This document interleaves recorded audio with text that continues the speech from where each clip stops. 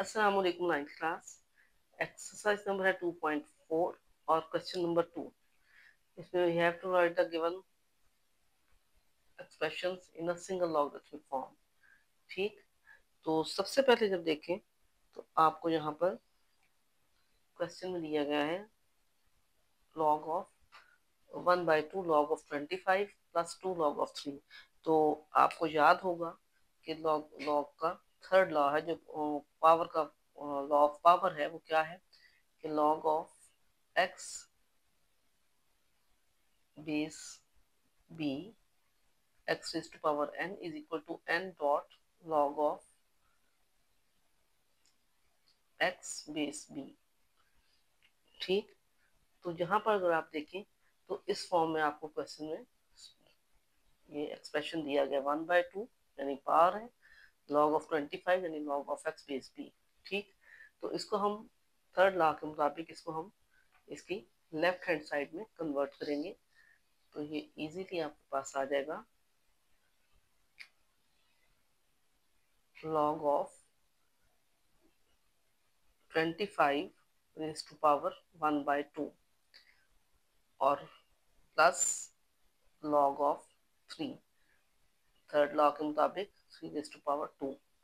ठीक है, third power का लॉ जो है लॉग का, उसके मुताबिक log ऑफ 25 की पावर 1/2 है और log ऑफ 3 की पावर 2 है।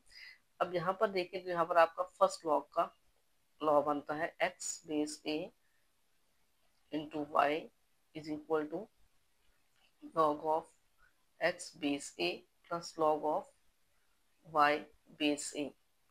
यानी अब हमने इस सूरत हाल को इसमें कन्वर्ट करना है, तो सबसे पहले इसको ऐसे ही सॉल्व करके देखते हैं। log ऑफ 25 का मतलब है 5 रेज़ टू पावर 2, 25 5 का स्क्वायर है और इसकी पावर है 1/2, जबकि log ऑफ 3 का स्क्वायर का मतलब है 9। ये कैंसिल हो गया। अब इसको सिंगल लॉगरिथमिक फॉर्म में जब लिखेंगे तो log ऑफ 5 और प्लस का मतलब है मल्टीप्लिकेशन, तो प्लस को मल्टीप्लाई में कन्वर्ट किया और साथ आ गया 9, तो ये आपके पास बन गया log ऑफ 45। इस सिंगल लॉगरिथमिक फॉर्म में आंसर आ गया। अब मूव करते हैं नेक्स्ट क्वेश्चन की तरफ। जी, तो अब देखें log ऑफ 9 है माइनस log ऑफ 3। यकीनन आपको याद आ गया होगा कि सेकंड लॉ था log of x over y whatever base यानी a is equal to log of x base a minus log of y base a। ये हमारा सेकंड लॉ था, तो इसके मुताबिक यहाँ पर हमारे पास माइनस का साइन है। इट मीन इसको अगर हम सिंगल लॉगरिथमिक फॉर्म में लिखेंगे तो log ऑफ 9 डिवाइडेड बाय 1/3। अब डिनोमिनेटर में एक फ्रैक्शन है तो इसका रेसिप्रोकल लेंगे तो ये मल्टीप्लाई में बदल जाएगा। 1/3 जब मल्टीप्लाई में बदलेगा तो हो जाएगा 3/1, तो which means log of 27 single logarithmic form में आ गया। अब चलते हैं नेक्स्ट क्वेश्चन की तरफ।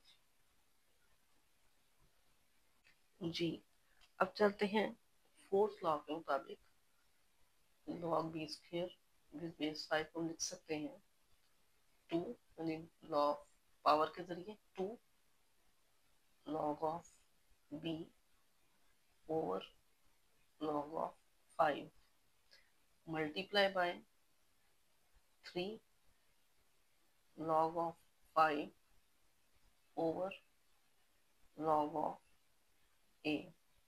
अब log ऑफ 5 log 5 से कैंसिल हो गया और सिंपली 3 को मल्टीप्लाई करेंगे 2 से तो 6 बन जाएगा।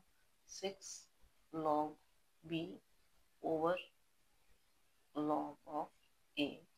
अब ये भी फोर्थ लॉ के मुताबिक सीधा सीधा 6 तो log ऑफ b है और इसकी बेस होगी a। थर्ड पार्ट कंप्लीट हुआ। अब चलते हैं फोर्थ पार्ट की तरफ। फोर्थ पार्ट में सिंपली पहले लॉ ऑफ पावर के मुताबिक एक्सपोनेंट हमारे पास पहले है तो log of x raise to power 2, 2 is the exponent of x और 3 इसकी बेस है, plus log of y base 3।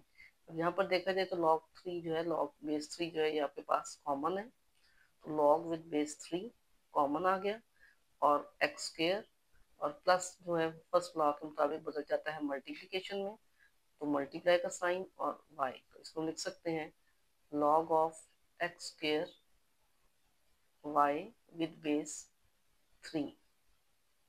ठीक, अब चलते हैं नेक्स्ट पार्ट की तरफ। ये फिफ्थ पार्ट में अगर आप देखें तो बहुत सिंपल है, इसमें सिंपली प्लस और माइनस का साइन है और दूसरे सबकी बेसिस सेम है। सबकी बेस सेम हो तो इसको सिंगल लॉगरिथम में कन्वर्ट करना बहुत इजी है। तो सबसे पहले यहाँ पर थर्ड लॉ है, एक्सपोनेंट पावर का लॉ है, लॉ ऑफ पावर है। तो लॉग विद बेस 5 कॉमन है आपके पास, और x की पावर है 4, माइनस का मतलब है डिवीजन का साइन, और डिवाइडेड बाय y, तो लॉग 5 कॉमन है, और प्लस का मतलब है मल्टीप्लिकेशन, तो मल्टीप्लाई बाय z, क्योंकि बेस लॉग बेस 5 कॉमन है, तो इसका रिजल्ट आ गया log of x raise to power 4 z over y with base 5। चलते हैं अपने लास्ट पार्ट की तरफ। जी, सिक्स पार्ट में देखें तो नेचुरल लॉगरिथम दिया गया जिसको ln से जाहिर किया जाता है। Natural logarithm a square third law के मुताबिक into b cube over c raise to power 4।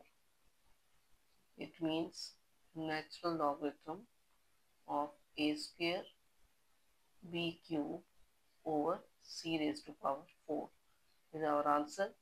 आपका आज का क्वेश्चन कंप्लीट हुआ। अब इंशाल्लाह ताला अलग अलग क्वेश्चन के साथ मिलेंगे, तब तक के लिए अल्लाह हाफिज।